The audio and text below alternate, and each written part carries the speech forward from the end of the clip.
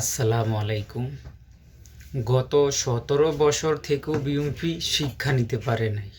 এখন একটা সুযোগ আইছে বিএনপির সামনে, যে জনগণের কাছে নিজেদেরকে ভালো দেখানোর, দেশপ্রেমিক বানানোর একটা সময় ছিল, কিন্তু এটা বিএনপি তুলে ধরতে পারে নাই। বরঞ্চ ওনারা আরও কিভাবে নিজেদের দলকে বিপদে ফালাবে এগুলো নিয়ে ব্যস্ত আছে। শুধু কর্মীদেরই দোষ না, এখানে বড় বড় নেতারাও যে সমস্ত কথা বলে, ওনাদের কথা আর কাজে কোনো মিল নাই। গত ১৭ বছরে ওনারা একটা বালুর ট্রাক সরাইতে পারে নাই, ওনাদের শীর্ষ নেত্রী খালেদা জিয়াকে জেল থেকে মুক্ত করে নাই, ওনাদের দ্বিতীয় সর্বোচ্চ নেতা তারেক রহমানকে বিদেশ থেকে দেশে আনতে পারে নাই। ওনারা এখন অন্তর্বর্তীকালীন সরকারকে হুমকি দেয়। দুদুর মতো এক নেতা, মির্জা ফখরুলের মতো এক নেতা, ওরা এখন অন্তর্বর্তীকালীন সরকারকে হুমকি দেয়।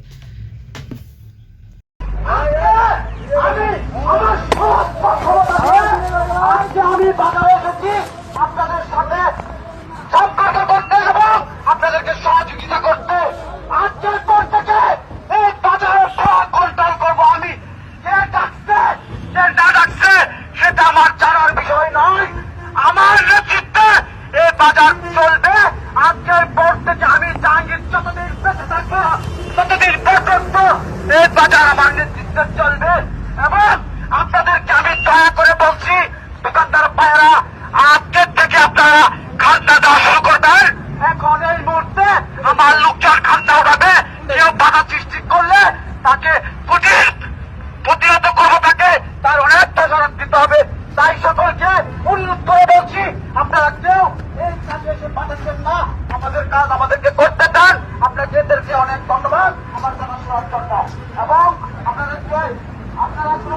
সুনামগঞ্জে ডেভিল হান্টে যুবলীগ নেতা গ্রেপ্তারকে কেন্দ্র করে বিএনপির দুই পক্ষের পাল্টা ধাওয়ার ঘটনায় ১৪৪ ধারা জারি করেছে উপজেলা প্রশাসন। শুক্রবার রাত থেকে মধ্যনগর উপজেলায় ১৪৪ ধারা জারি করা হয়। এর আগে সন্ধ্যায় অপারেশন ডেভিল হান্ট অভিযানে উপজেলার ওয়ার্ড যুবলীগের সহসভাপতি মিজানুর রহমানকে গ্রেপ্তার করে পুলিশ। এরপর মিজানুরকে যুবদলের কর্মী দাবিতে তার মুক্তির জন্য বিক্ষোভ করে জেলা যুবদল নেতা শহীদ মিয়ার অনুসারীরা। এক পর্যায়ে মিজানুরের মুক্তির বিরোধিতা করায় উপজেলা বিএনপির সাধারণ সম্পাদক আব্দুল কায়ুম মজনুর অফিস ভাঙচুর চালায় তারা। পরে উভয় পক্ষের মধ্যে পাল্টা ধাওয়ার ঘটনা ঘটে। যুবদলের দুই পক্ষের লোকজনের পাল্টাপাল্টি অবস্থানের কারণে আইন শৃঙ্খলা পরিস্থিতি স্বাভাবিক রাখতে মধ্যনগর বাজার ও আশেপাশের এলাকায় ১৪৪ ধারা জারি করে উপজেলা প্রশাসন।